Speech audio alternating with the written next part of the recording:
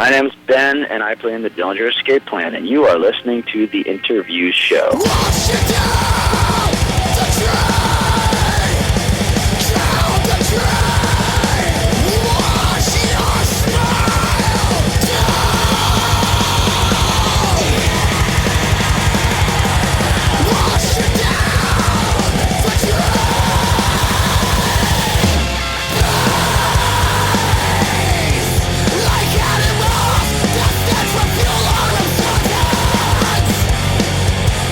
I'm always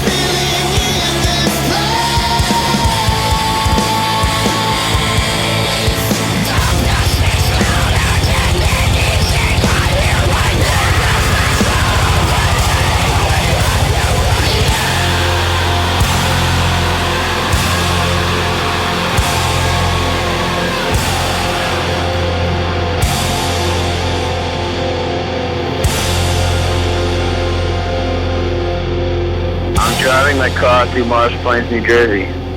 Nice, nice. Although I don't think you're supposed to be driving while you use your cell phone. I'm not, and there was a cop behind me. That's why I'm pulling into 7-Eleven right now. All right. Well, welcome to the interview show. This is Scott Wood, your host, and today I have Ben from the Dillinger Escape Plan.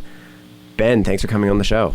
No problem. Thanks for having me. Your album is called Option Paralysis, and I was wondering if you could talk a little bit about where you came up with the album title. Option paralysis itself just means having so many different options that you kind of freeze and you just don't know, you don't pick anything really. So it's kind of symbolic of the time that we're in right now. We have so much stimulation, overload, so much information overload, that people just don't know what's important anymore, and they don't know what they should be paying attention to in a way. And it's something that affects us a great deal as musicians. I think it affects everybody who's in some kind of profession that they're passionate about right now, because we're at a time now where everybody not only has so much access to information so easily, but they also have the ability to put it out there so easily. So in a way, we just feel like it's kind of diluting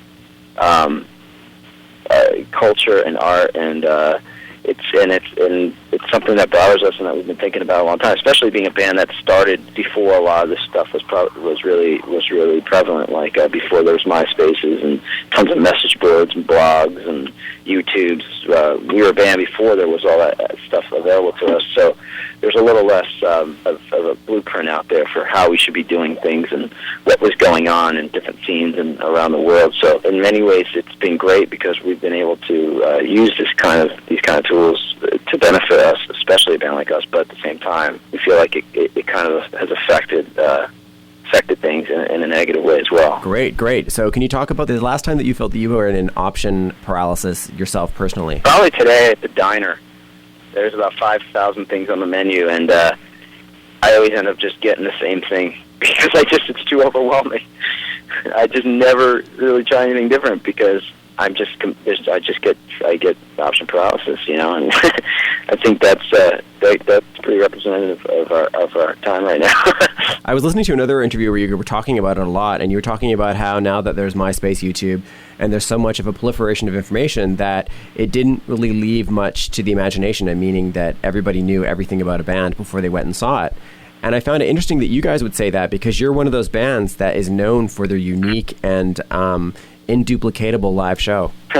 Well, I mean, that's something that we try. It's one of the reasons we still do this band to this day, is because we hope that we can introduce that level or some level of unpredictability into the music scene right now. And it's the reason why we make music the way we do. It's the reason why we push ourselves all the time. And we definitely think that, like, you know, nothing easy is really important. That's something that we've kind of learned in our old age, crotchety old age, you know.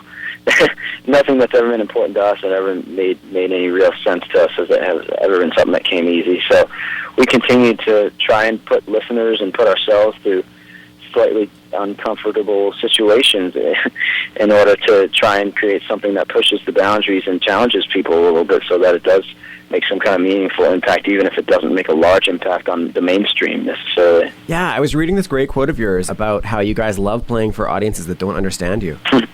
Yeah, I mean, it certainly keeps our head in the right place every now and again doing that. For one thing, as a band, if you want to survive, you have to constantly get in front of new people. So preaching to the choir doesn't always help, you know. But in another sense, it's great to have to really fight for somebody's attention and fight for a crowd's attention, and just make, you know, for us, it's always been more important that we leave an impression more than, you know, make everybody in the world like us or love us. You know, we never wanted to be a band that appealed to everyone. We wanted to just kind of, you know, like I said, we just want to make sure we made an impression, and we've always demanded that if we had anything to do with it, whether it was good or bad. So it's definitely true. I think that audiences don't really understand how much power they have over the band's emotional state after a show. When I see bands come off stage and they've had a great show, there's a huge difference from when they've had a more challenging show. Like, we're not a band that, like, I don't necessarily care if a crowd is, like, running around and moshing or dancing around or whatever, you know, because, I mean, to me, it's like, you know, we're the band, you know. I mean, like, to some degree, if there's a lot of that going on in the crowd, there's a level of, like, you know, they're there because it's a cool thing to do, as opposed to I really want to see this band perform, and I really want to hear this music. So in some respect, I don't let that stuff affect me that much. But I don't know. For me personally, when I know that I was the best I could be and things went well and I was in the best possible scenario to push myself as far as possible and play as well as I can, I feel good. So, like, with the kind of show we put on, like, if things don't break for me, or if my guitar doesn't go out, or if this or that, whatever, if there isn't some kind of restricting constructual thing on stage that's, like, making me feel self-conscious about letting go completely to my, and things like that affect my show personally. But there's definitely, certain scenarios where the whole room and everybody in the crowd is really on the same page, and we really, really appreciate those fans that are super into our band, because, like I said, we know it's not easy. We're not an easy sell, and it takes time and effort to actually understand us and like us, and kind of like us to that degree where they actually can predict some of the stuff that's going on and really like the songs and know the songs and get stoked and excited for them. We know that it takes a certain level of commitment. So when kids do really show that kind of enthusiasm, we definitely feel like some kind of real unity in the room, and it feels good, yeah.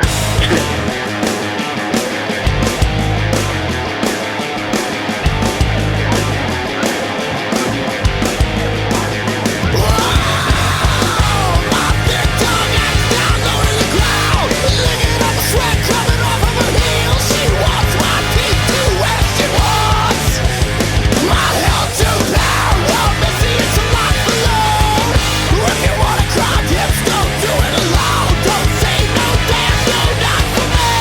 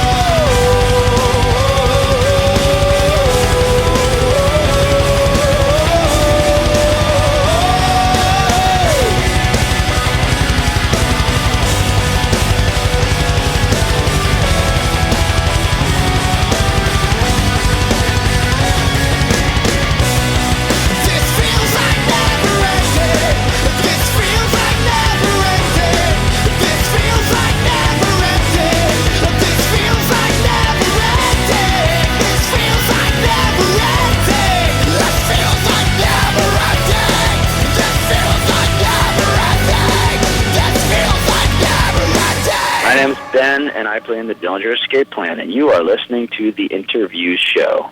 Nice. Now, speaking of commitment, I was talking with your publicist before he patched me into you, and he describes you as the glue that holds the band together. And so I was wondering since Dillinger Escape Plan has gone through so many membership changes over the years, if you could talk about the current lineup with respect to what they bring to the mix. Yeah, well, the majority of the band's been in this band for a really long time by this point. But we have had quite a few member changes throughout the years for various different reasons. And I have to say right now, one of the things about this record that differed from a lot of them is that things were really pretty overall positive surrounding making this record in general. And I think that helped contribute to making an awesome record that we're stoked on.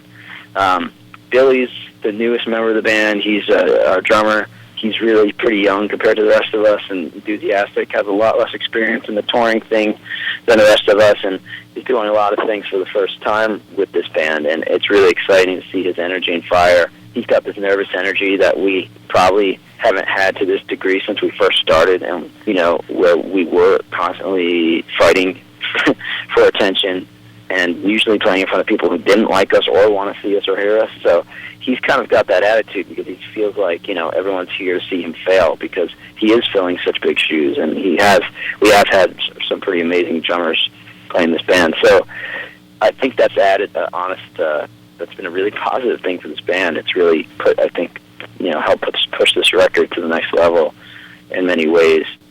Jeff is the guitar player. Again, not original, but he's been in the band for a couple of years now. He adds a lot to the band. His energy, again, you'd think he was like a little 17-year-old boy. The guy's got ants in his pants. The thing that's cool about Jeff is, for me, is that he's like, I got him back right now. Hold on a second. Say hi, Jeff. Hey, hi. But I don't know. Jeff's got a real punk and hardcore background, and that's something that I haven't really had in the band with me for a really long time because most of the guys didn't really come from that world that weren't in the original lineup, So it's really cool to have that kind of attitude, that real DIY coming from just real hard work and just the grind of just hitting the road and kicking ass and enjoying the process and everything. He was also the lead vocalist and guitar player in his other band, so playing guitar and singing comes super naturally to him.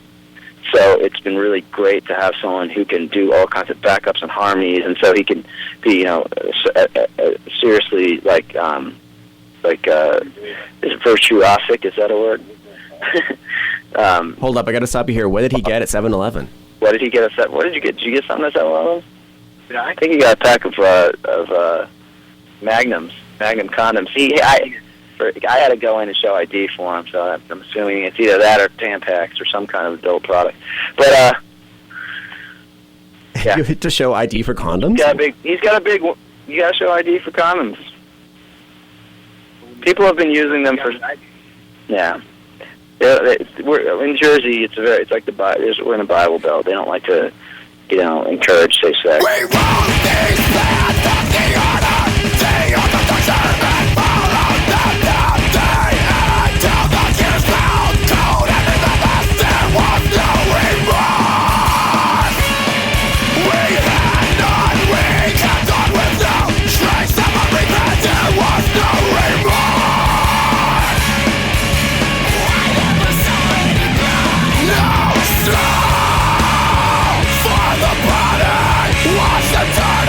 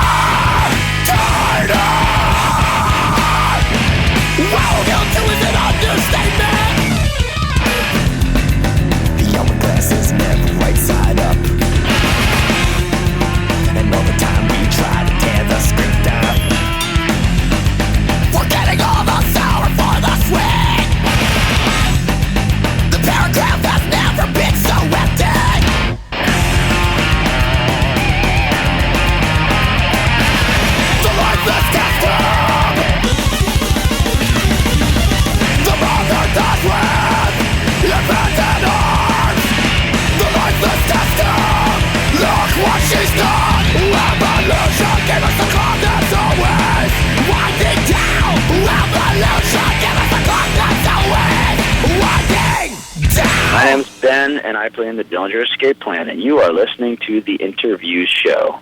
And so the band wasn't started with the idea of being famous or, making a living doing this. We didn't write music with the intention of reaching some kind of mass audience, and most of the reason is because I didn't think it was possible, But at the end of the day, I think there has been, since the beginning of this band, something special has happened. Like I said, a big series of happy mistakes that I was lucky enough to I guess rein in and help turn into something special. And I hope that I can keep some kind of ethic of where we came from in this band, but at the same time, I couldn't do it without anybody else. So I don't know if that answers your question. So It does, and I'm glad that there are bands like you around that are doing something difficult and doing something challenging. I think that's awesome. I've only got 2 more questions, and I appreciate your time today. Okay. Sure. Your singer, I was reading a quote of yours where you were talking about your singer and how he just got married to a girl who thinks that Britney Spears wrote a Beatles song. How do you get a girl like that to appreciate what Dillinger Escape Plan is all about? Yeah, well, they're not married yet, but they are engaged, and how do you get a girl like Greg's fiance to appreciate the Dillinger Escape Plan? You don't, I guess, and I think that's really what we're all about. The fact that we are not for everyone, and there are going to be people out there who just don't appreciate what we do. But in that respect, if it wasn't people like her, I would think that felt the way that she does about a band like the Dillinger Escape Plan, I would think we were not doing something right, because how could anything artistic and important be understood or liked by everyone? It doesn't make sense, To me, it doesn't mean it's not challenging, it's not pushing anything, it's not taking any risks if that's the case. So I don't think you try to get someone like her to get what we do. You just hope that they can appreciate the hard work that goes into it, and that's about it, Fair enough. Last question. I love to end. Sorry. I was going to say, and that's also the part of the beauty of being in a band like this, is that dichotomy of being able to flirt with like a real normal life, and him being able to go home to her and talk about, I don't know, whatever they, maybe she likes Gossip Girls or something, I don't know. And then him, Taylor Swift or whatever, and then he can come out on tour and kick ass, and just like be like, yeah, pretty cool life, Nice. Okay, I love to end the show with the guy that I'm interviewing. In this case, it will be Ben from Dillinger Escape Plan, picking a song from the record, option Paralysis, and giving a little bit of background on the song. Sure. I guess one song that I think a lot of people have been talking about that have heard the record and that I'm really excited about is the song Widower, which is one of the songs that Mike Garson played on. It's really cool. I think it represents a lot of like where we have been as a band and where we're going, because all we've ever really wanted to do is get better at doing what we do, just get better at writing songs. And ironically, a lot of people don't even think our music are songs. They just think it's noise. But the reality is that the biggest challenge for us has always been to constantly incorporate new things into the sound that we've developed over many years and make it make some kind of sense. And I think that Widower is a great example of us just achieving that to a greater degree. And I think it really is a journey, that song, without sounding just jumbled or out of place, in a way. Like, and that really made me proud that we can make a song that varied, that goes through that many different moods and characters and make it all make sense. And also working with Mike Garson on that was a song that I wrote completely on the piano.